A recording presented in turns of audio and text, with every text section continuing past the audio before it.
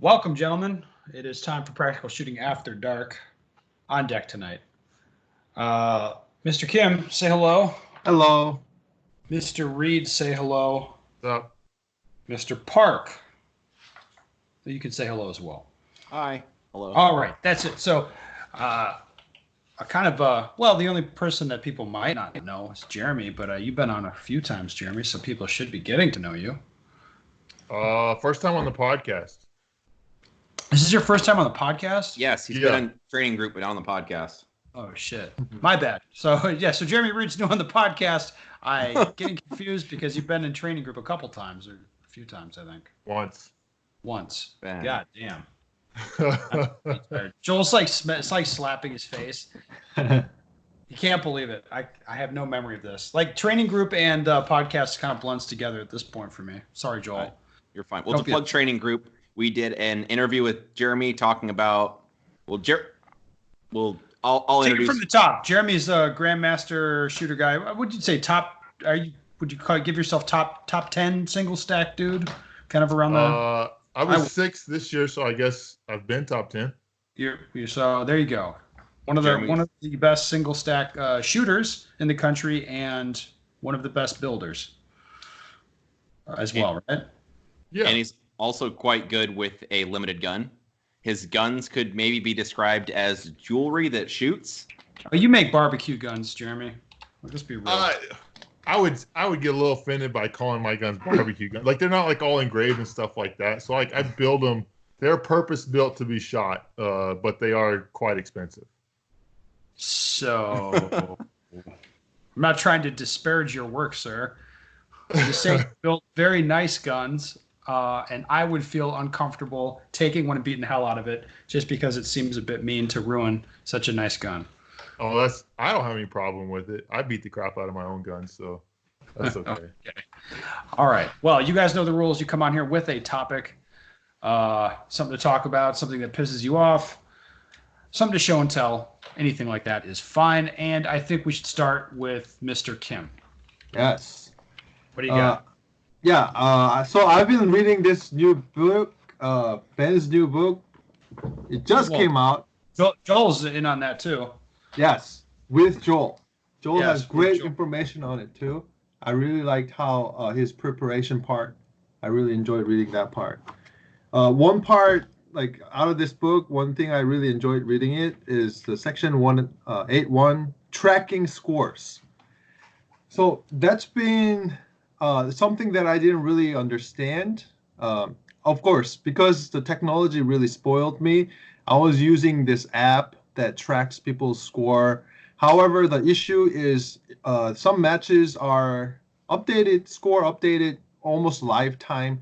But typically, if it's day 3 match, 3 days match, typically after day 1, they upload partial. After day 2, they upload partial. So end of the match, or end of the day, I would find out competitors' score. And there's last two nationals, I was pretty contention to winning. However, not really understanding the score really made me got scared and then push more than necessary. So for example, 2018, I was 2nd place by about 47 points. However, the last day, one stage I shot, I lost 50 points because I was trying to do some hero stuff because I did not understand how exactly I was off from the competitor, which typically, if you feel like I'm competing against this guy, and typically if the guy is around your level, you may not be behind too much, but you may feel that you are behind way too much and have to do some hero stuff like shooting on the move or risking more than necessary, which that's what I did. And last year it was about the same situation where I felt like I had to push a lot, but in fact, all I needed was 10 points, 20 points, just not making mistake, and maybe waiting for the competitor to make mistake could be another safer bet, but I just didn't have the right understanding about my score. But the score tracking part definitely gives you a little bit. Basically, you don't have to rely on the app, but you can just do a simple math and figure out the general point gap. And I think if you understand that, that can actually give you more, less scared feeling, I think. So I thought that part was really interesting, and that's something that I might want to try, but maybe not like to be anal about it, but to make myself comfortable. Like I don't have to do a crazy stuff kind of thing. I hope that makes sense. Yeah. No, it does. So I mean, if tracking the scores gives you less anxiety in that situation, In my case, yes. yes. It So, will give me less anxiety. Kim, like what you're saying is, so like you were doing better in a match than you thought you were doing, and so you were pushing harder than you needed to. So if you had the data of knowing where you stood, that would help you make better decisions. Is that a fair way to summarize it? Yes. Yeah. There you go. Good. Well, I'm glad you like that section, but there is a big warning put in there that is not for most people. I agree. Yeah, most people are not in a position to take advantage of score tracking. They're just No. not. And I've been in that boat myself. Like, hey, even if the scores are being updated every 45 minutes, like some matches we go to, like I don't care. Somebody's probably going to tell me the score regardless if I want to know or not.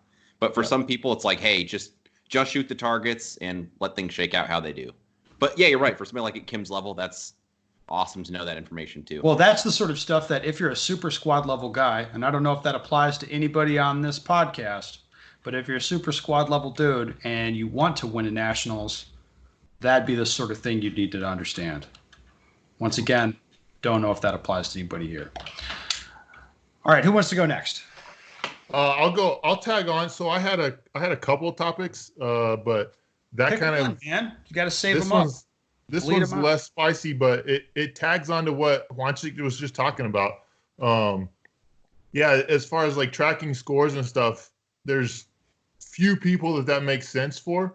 But if you're gonna track scores and that's gonna influence how you shoot, I think a lot of people maybe they want to think that'll influence how they shoot, but they never practice shooting more conservative or more aggressive. And so then they're tracking scores thinking, oh, if I need to make up points, I'm going to be more aggressive.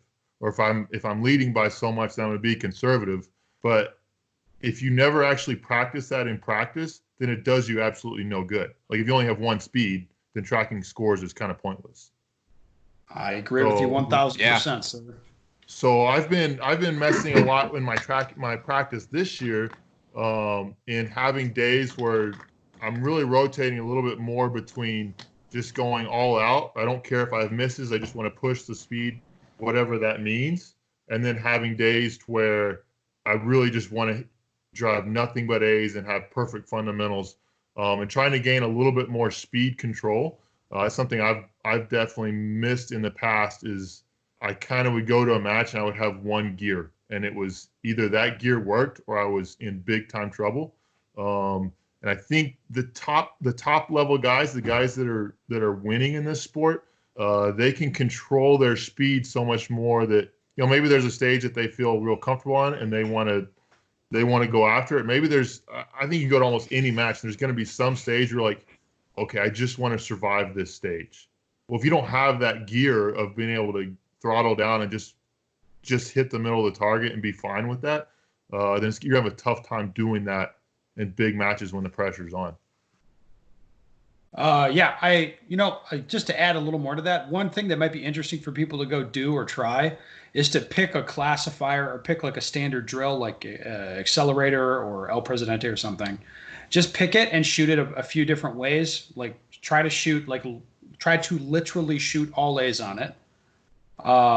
Just shoot it normal. Shoot it, going fast, whatever that means to you. Pick some different aiming schemes. Like maybe if you're on the Juanse Kim train, you pick like confirmation 2, you shoot it in, or confirmation 1. Like I don't need to get into what that is, but just like different ways of aiming, like different levels of aiming, and trying it a few times and really understanding what the result is in terms of hit factor. And I would say most people are really surprised. Like guaranteeing all A's on stuff takes for fucking ever. Pushing harder to go faster typically results in a lot of points down and very little time cut off. Mm-hmm. But people have to kind of experience that. Yeah. Yeah, and I think you got to kind of experience what that feels like too. Yeah, absolutely. And hopefully, if you do enough bouncing around between all A's and then super fast, that both of those that gap between those gets closer together. Is kind of what you're hoping. Yeah. Like I was practicing today and shooting a mini stage. Today was a speed day, but at the end of my practice, I had shot a stage a couple times, so I had a pretty solid idea of what a good time on it was being. I was like, okay, if I dial it back and I shoot real conservative, where can I be at? You know, I ended up with a slightly better hit factor going for more accuracy, but it was slower by a fair bit, probably about 5% slower, but it was a better score. Yeah. Anyone have anything to add? Moving along efficiently tonight. It was good. Didn't he hit it out of the park, Joel? He does. This Jeremy Reed guy is smart. He's a smart cookie. I avoided controversial stuff just for Joel tonight. Do you want to throw in a controversial thing? Joel won't talk. I like controversy. What are you talking about? Well, let's let Joel have his. Joel might maybe he'll cover something controversial in his topic. I'm sorry to disappoint, but I'm not going to do that. So odds are low, my man. Oh, bummer. Go ahead. If you have something crazy to say, go for it. Okay, so here's something that as a builder, I see this quite a bit. So there's lots of people like looking around. Okay, who should I go buy a gun from? And talking not really production guns. We're talking limited race guns, open guns, stuff like that. And so the biggest advice that I would get is if you're looking at builders and that builder is putting out videos saying that he is the absolute best builder in the country and that he's doing stuff to a gun that nobody else is doing and nobody's as good as he is, he's probably not who you want to buy a gun from, because their ego is so big that they don't know what they don't know about the gun. They think they're so smart and that they're putting out crap that's nowhere near the level of what some guys are building, and they just don't know it. All right, so this is an interesting thing. I'm sure we've talked about it before, but like as far as your expectations, like because you build guns, like whatever. So if you were buying a gun, like what do you expect to get for like $6,000 buying a limited gun? Like you're pretty savvy and you know different dudes. Like what's your expectation in terms of features and reliability and all that shit? So like for $6,000, because that's about where like my match grade guns they sell for. Cosmetics are gonna need to be pretty much on point. Like they need to be pretty good. And honestly, cosmetics in the game gun world they're pretty subpar. Eddie Garcia is the only guy I know that actually puts time into making guns look good. The other ones kind of slap parts together. Reliability should be perfect out of the box. So tell me more about that. Like for like if it's you, like what percentage of guns that you send out would you expect to see back? Like to get some shit fixed that you didn't fit it right or whatever. I haven't had one. All right, and how often would you expect like a call or an email? Like some guys just got your gun, he's having some issue with something, or something's not working right, and you're like troubleshooting stuff remotely. Like how often does that? I've had two questions like that. I had one guy that was having some issue, and he actually ended up driving out to my place, and I got his gun, and I shot it a whole bunch with him there, and I could not replicate the issue that he said he was having. And so it was like, I don't know what I'm supposed to fix on your gun at this point. But it was like a slide locking back type issue. It wasn't really a feeding issue or anything like that. It was just a slide locking back. So you're guessing it was a grip issue on his end? Yeah. A grip issue, that could be a mag issue, that could be who knows what it could be. Like that could be that could be almost anything. Well, like what you're describing here this is not par for the course if you buy a gun from like one of the guys that puts videos out on YouTube about how good they are at building guns. Yeah. This is not par. You're going to be sending it back, or there's going to be fucking problems or whatever. Yeah. So for $6,000, I would expect the gun, if you're assuming in-spec ammo, okay, and decent magazines, I expect the gun to run 100%. Now, if you get the gun and you start changing springs out and swapping all that stuff out and getting kind of crazy with that, then that may change it a little bit. But yeah, for $6,000, the gun should be accurate. Like it should be really accurate, and the gun should run 100%. Like there shouldn't be really too many excuses with that. Jeremy, let me put you on the spot with a gun question. Tell me about break-in, or somebody that says like, "Oh yeah, I got this gun, but it's not going to run until you put, 2,000 rounds through it or something like that." You have to break it in. Is that a thing? He's laughing. I already think I know the answer, but I want to hear your take on it. Well, I would be curious, like gunsmiths that claim you need to break it in. What did they not fit that shooting the gun a bunch is going to make it slam itself together enough that it does fit? So yeah, the whole break-in process. No, you should. I mean, most of the people that buy my guns are carrying them, and a lot of them will get the gun directly from me, and they will put it in their holster. Like they're literally trusting their lives that I'm building the gun right. Like I can't send it to them and expect them to go shoot 2,000 rounds.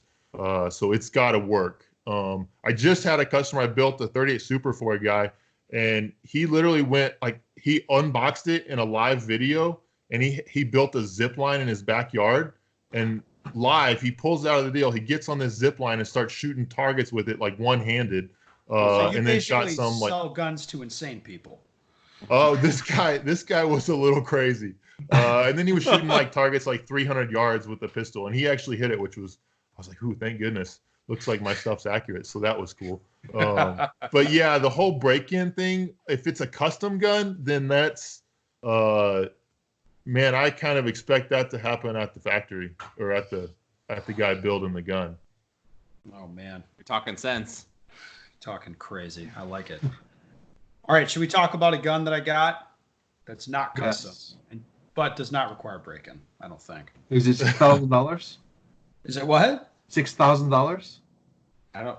Not for me. It's not. I don't know if you. What I don't. I legitimately have no idea what they cost. So my topic today is a show and tell. If you're watching on YouTube, you can see me holding a gun up to the camera. If you're on the audio rip, you cannot see that. But what I have is a gun, a pretty basic looking gun. What do we have here, Joel? It looks like a Tanfoglio Stock 2 Extreme. Yeah, so sold as the Witness Elite Stock 2. Okay. Stock 2 Extreme by EAA. I don't know how many these are going to be imported. I ordered a set of these and got them, so I didn't get one. I didn't get two. I got 5 of these. Just because I can.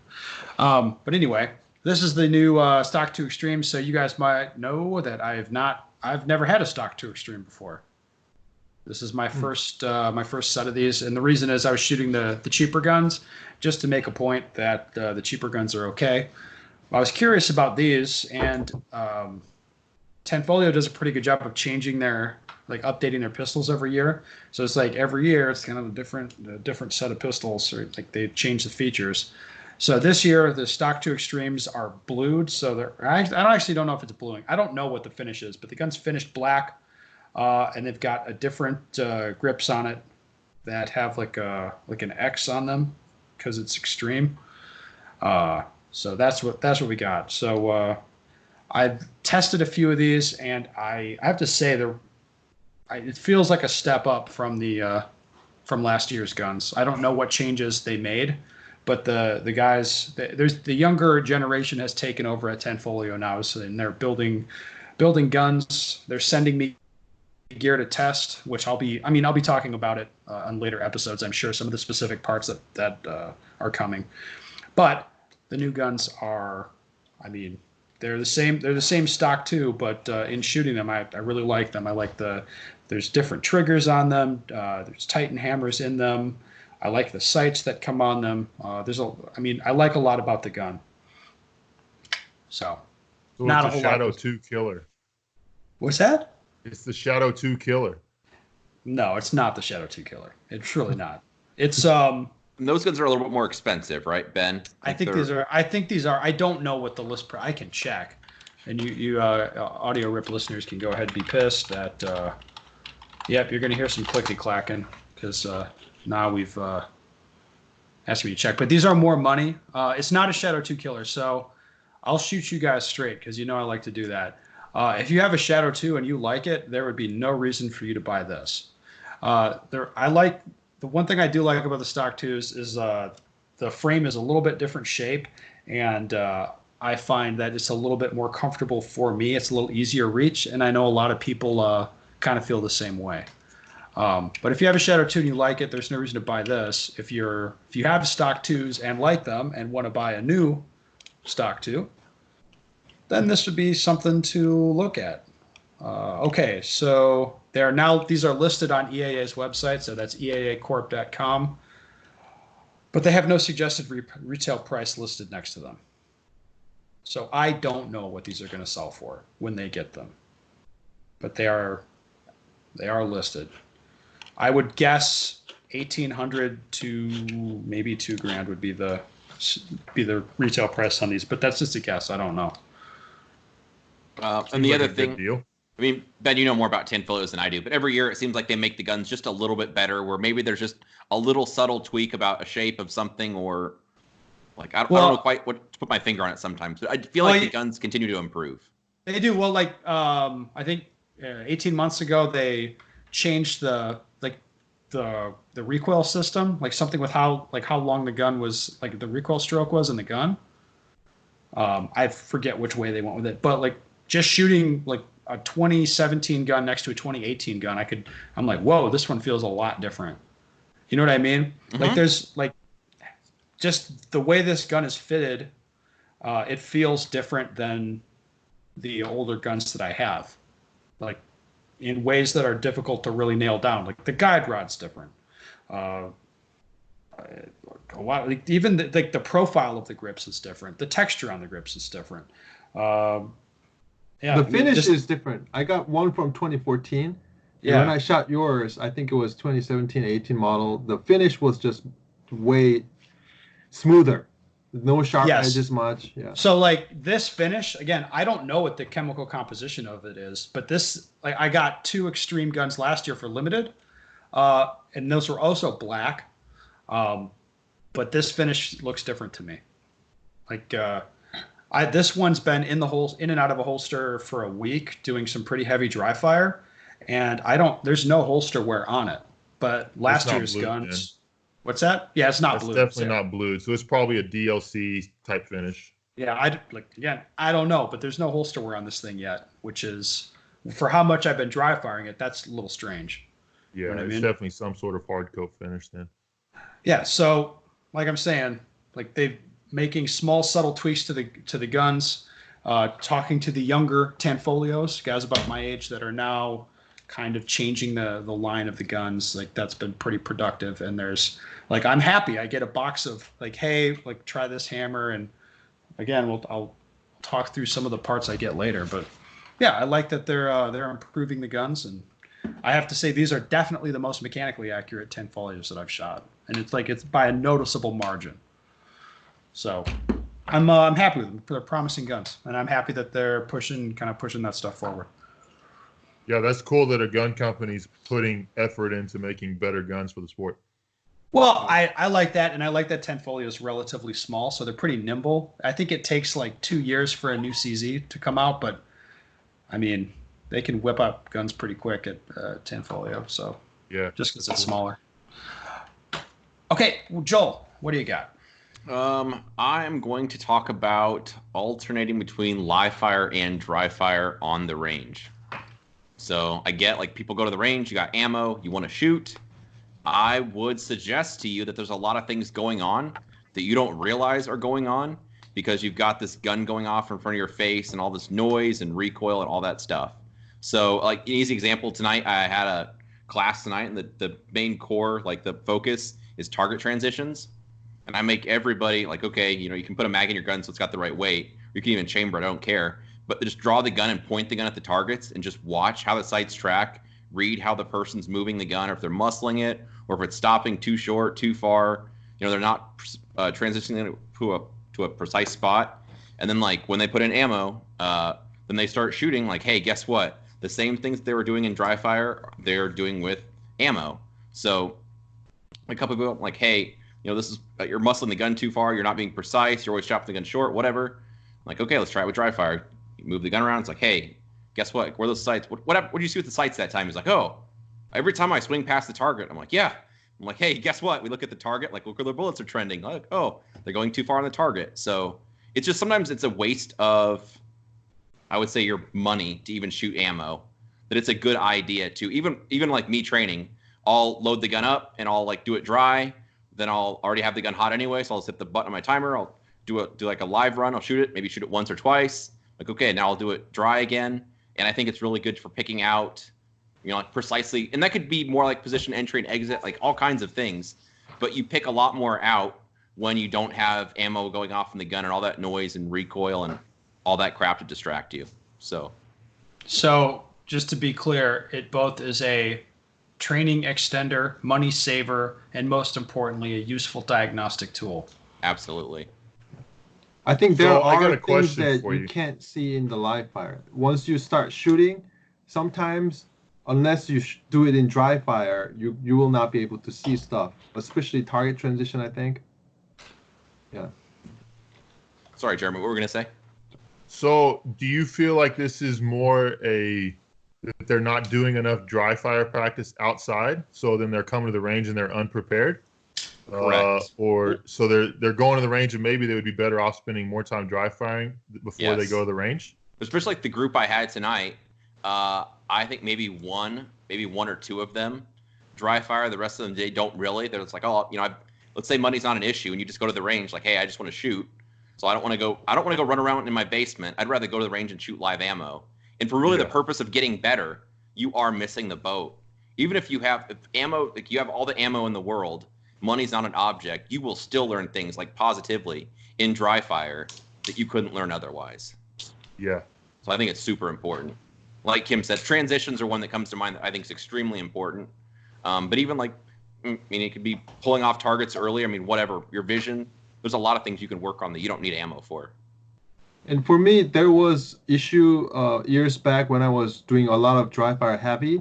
I started using dry fire in live fire range too, like going back and forth. One thing I find is at the time I was having a lot of tension issues, so I would dry fire with a little bit looser grip or looser wrist lock, stuff like that. A little bit poor stance in the dry fire, but then once I start shooting, the tension start changing, and I try to unify dry fire tension and live fire tension by doing dry fire at the range together. I've definitely done it. Go ahead, sorry. You feel like it made your dry fire off the range more effective? I think both are important. Well, I was just saying, so like if you're dry firing on the range and you're noticing that, oh, I wasn't gripping the gun properly in dry fire, then when you go back home when you're just dry firing, that you need to grip the gun more properly? Yes. My focus becomes unifying that shooting tension both in dry fire and live fire. Okay. Yeah. The other thing I'd like to point out is tension, where somebody has like pre-ignition push, or they like, they get on the gun, they like bring their shoulders way up, and they get really like tense. But especially guys with pre-ignition push, I see where it's like, okay, I know they're pushing down the gun. Like, okay, let's just try it dry a couple of times. They draw the gun, and all of a sudden, like the gun dips down really hard. And then sometimes with some people, what I've seen is like clicks in their brain, like, oh, like I need to quit doing that. So I've seen that happen with a few people where like, I don't know how it clicks with them. Hey, I don't push down, stop doing that, and then have them do that a little bit. Hey, don't push down, and they put ammo on the gun. It's like, hey, now just do the same thing you were just doing without ammo. So, but anyway, I think it's very valuable. Mm-hmm. And like, it's also a good way to extend your range time. Because if you only go to the range, let's say you have 300 rounds to shoot, you could extend your time and learn a lot anyway, as opposed to just filling your mags to the max and banging out, like all your rounds as fast as you can. Yeah. Well, Joel, you're understating this. This is really important that people do this. Extremely important. And like I said earlier, it doesn't, like, even if money's not an issue, I don't care. Like, you still need to do it because you will learn a lot that you would not see otherwise when you're being distracted with the gun going off in front of your face and the noise and all that kind of stuff. Yeah. All right, boys, how do you feel about taking a question? Love to. Let's do it. All right. Do you have any tips or trick for people that you use for people like me who don't think that they're fast enough?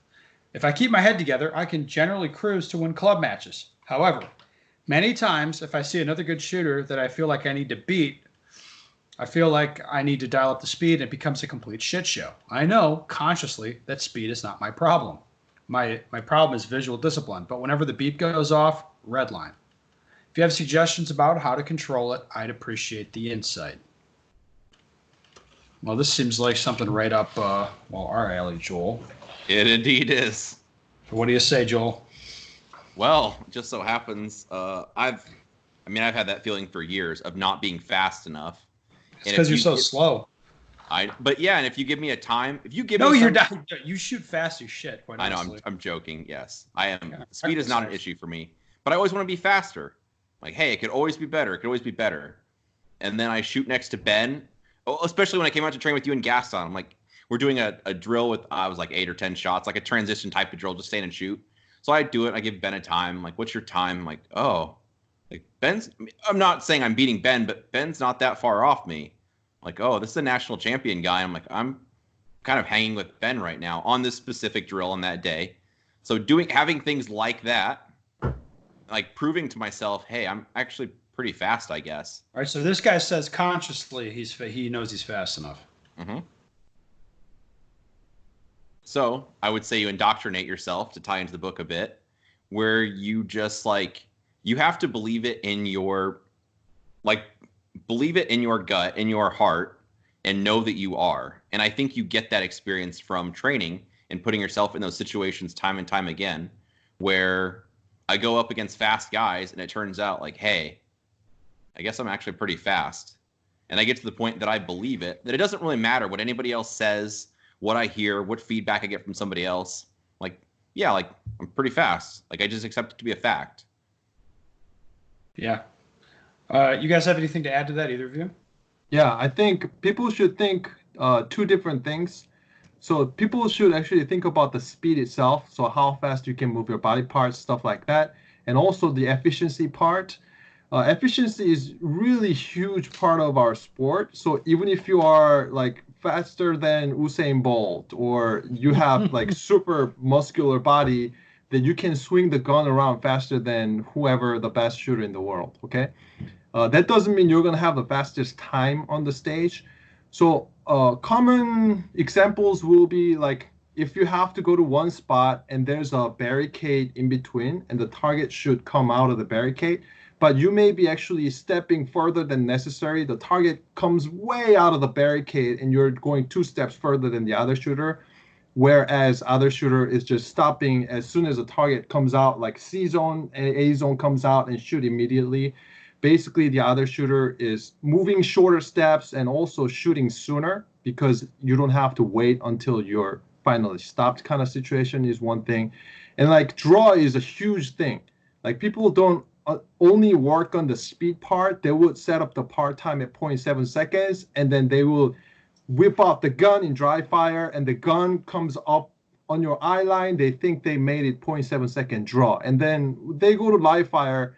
They either realize, hey, I am not slowing the gun down soon enough, and I'm not stopping the gun precisely, and now I have to find the front sight, realign it, or the gun passed way above the eye line and you have to bring it back down, kind of thing. And it may end up taking 1.2 seconds to do all the readjustment when you actually go live.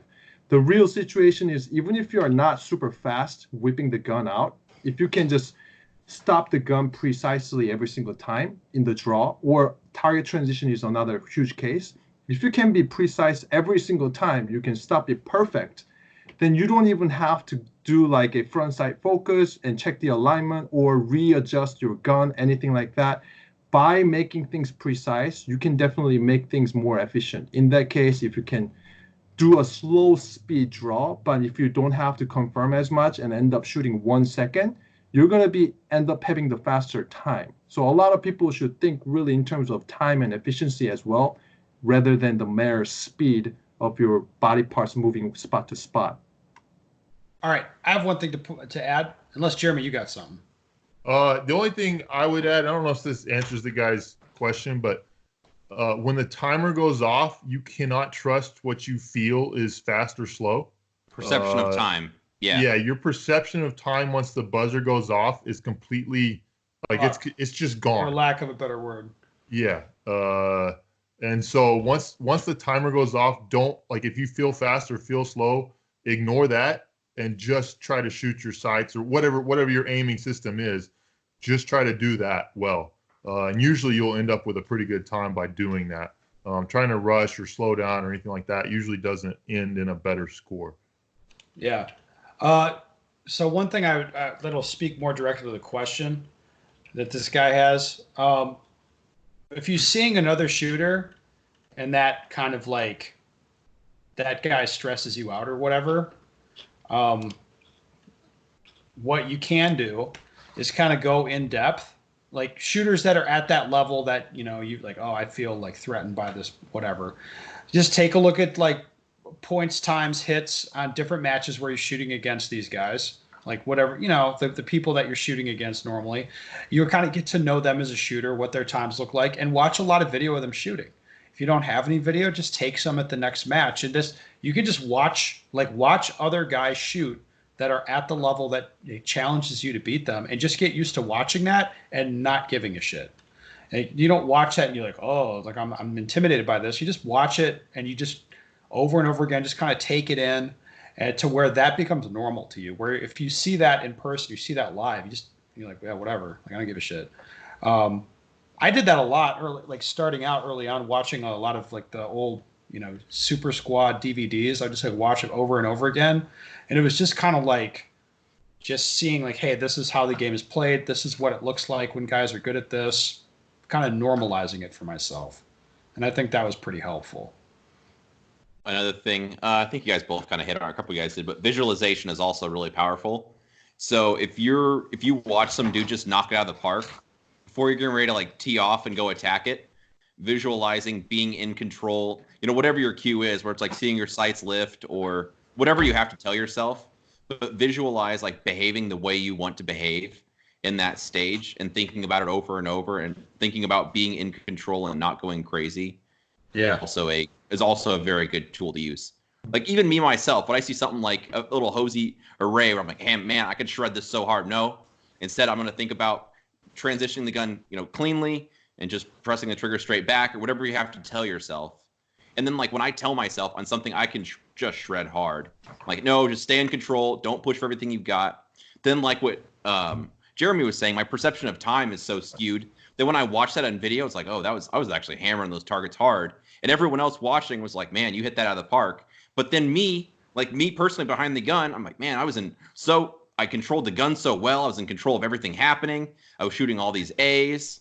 So like what Jeremy was saying, you can't trust the way you feel.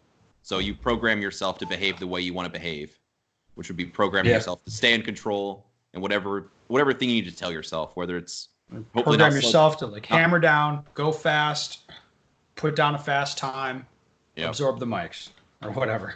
Yeah, I like slow down and get your hits. Yeah, slow down and get your hits. And the question mentioned something about the vision speed. So I see this common issue so much. Your head and your eyes have different maximum speed than you can turn the gun spot to spot. So basically, you have to, especially when the wide transition happens, or like 90-degree transition, you have to physically move your head to get your eyes to the next target. In that sense, a lot of people actually lock up the whole upper body, and then the rotation speed for your gun and the shoulder is the same speed as the head. Basically, people are not maximizing their head speed and the eye speed.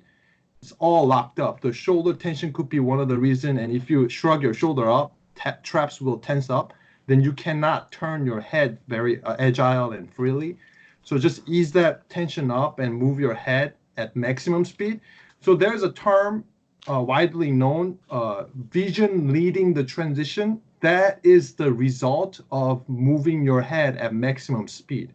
However, that doesn't really like transition vision leading the transition. It doesn't say that how fast you have to move. Yeah, basically every single time you have to move your eyes or the head in transition, move it at maximum speed.